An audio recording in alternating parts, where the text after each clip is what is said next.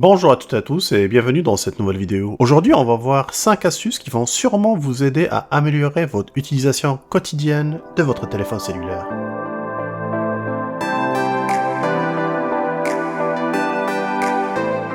Voici une astuce qui va vous permettre de savoir qui vous appelle sans forcément avoir votre téléphone sur vous. Ça arrive souvent, par exemple, quand vous utilisez des écouteurs sans fil, votre téléphone il peut être soit dans votre poche, dans votre sac, et dans ce cas-ci, quand votre téléphone sonne, vous ne connaissez pas forcément c'est qui vous appelle. Pour remédier à ce problème, la première chose, allez sur votre téléphone. Ici, sur le coin supérieur droit, vous allez avoir le menu Kebab, les 3 petits points, appuyez dessus une fois, puis choisissez Paramètres. Un petit peu plus bas, choisissez l'option Répondre et mettre fin aux appels. Puis ici, vous constatez la première option qui existe un peu plus haut, c'est le nom de l'appelant élu à haute voix. Appuyez dessus pour ouvrir cette option-là. Ici, vous constatez que dès que j'active cette option-là, j'ai le choix en 2 options.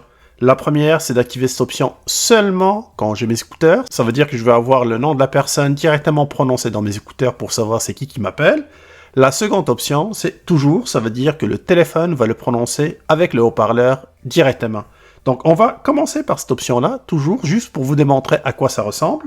Puis, je vais appeler mon téléphone. Et voilà, quand vous constatez, le téléphone a prononcé automatiquement le nom de l'appelant. Bien sûr, j'ai utilisé l'option toujours pour qu'on puisse voir cette démonstration. Mais personnellement, je vous recommande de le mettre sur Bluetooth et les écouteurs. Comme ça, si jamais votre téléphone est dans votre poche, vous ne serez pas obligé de le sortir pour savoir c'est qui vous appelle.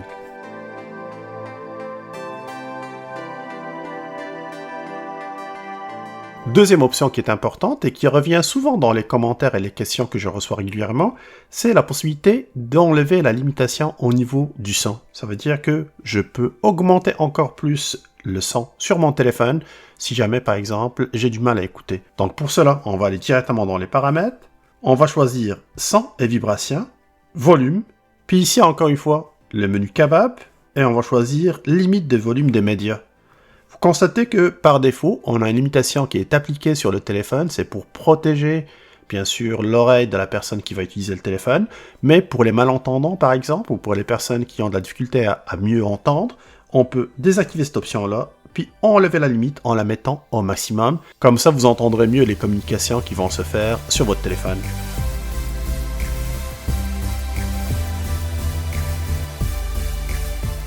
La troisième option qui va vraiment améliorer encore plus votre utilisation quotidienne, c'est le Smart Lock. Pour la retrouver, on va aller directement dans les paramètres. On va descendre un petit peu plus bas pour trouver l'option Écran verrouillé.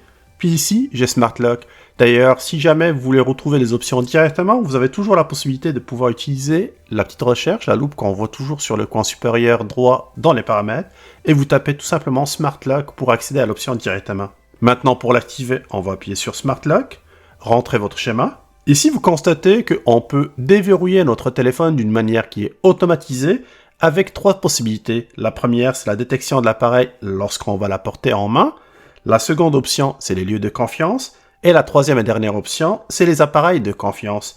Alors, moi personnellement, je vous recommande d'activer la deuxième, car pour la première, la détection de l'appareil lorsqu'il est porté, c'est une fonction qui va être assez gourmande en termes d'énergie, car elle va utiliser les senseurs de votre téléphone pour détecter le lever. La troisième option qu'on voit ici, appareil de confiance, nécessite d'avoir un accessoire supplémentaire. Donc une montre par exemple Samsung qui va permettre de déverrouiller mon téléphone, ou sinon un ordinateur. C'est pour cela que moi, je préfère la seconde option, les lieux de confiance. Appuyez une seule fois dessus, puis ici ce qui va arriver, c'est que votre téléphone, il va détecter l'endroit où vous êtes, puis si vous l'ajoutez comme un endroit de confiance, automatiquement, il va déverrouiller votre téléphone. Un exemple, à domicile, j'aimerais que mon téléphone soit tout le temps déverrouillé. Dans ce cas-ci, je vais ajouter ici le lieu de confiance. Il le détecte automatiquement, puis il va l'afficher sur la carte. Il suffit plus tard de cliquer sur sélectionner ce lieu. Et voilà, le lieu a été ajouté comme lieu de confiance et vous constatez qu'il précise que c'est un périmètre de 125 mètres par rapport à l'adresse que je viens de rentrer sur ce téléphone-là. C'est un moyen simple et rapide pour que vous puissiez avoir accès à votre téléphone sans forcément être obligé de le déverrouiller à chaque fois.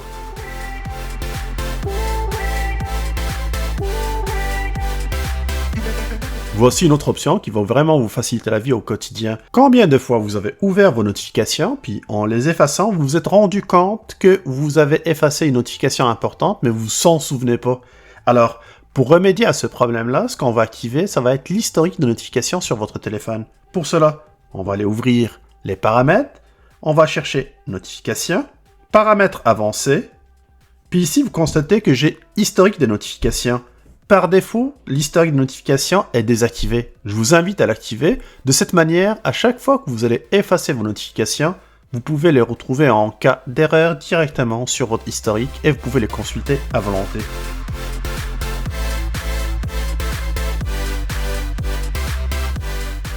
Voici une dernière option qui va sûrement vous être utile. Pour l'activer, vous aurez besoin de Bixby. Cependant, il faut noter que cette option-là n'existe pas sur tous les téléphones Samsung, donc vérifiez sur votre téléphone si elle existe, puis écrivez-moi dans les commentaires pour me confirmer cette option-là. Pour ma part, je vais aller directement dans la barre de recherche, je vais taper Bixby, ouvrez l'application, puis choisissez Paramètres. Un peu plus bas, descendez pour localiser l'option « Parler à Bixby sans réveil ».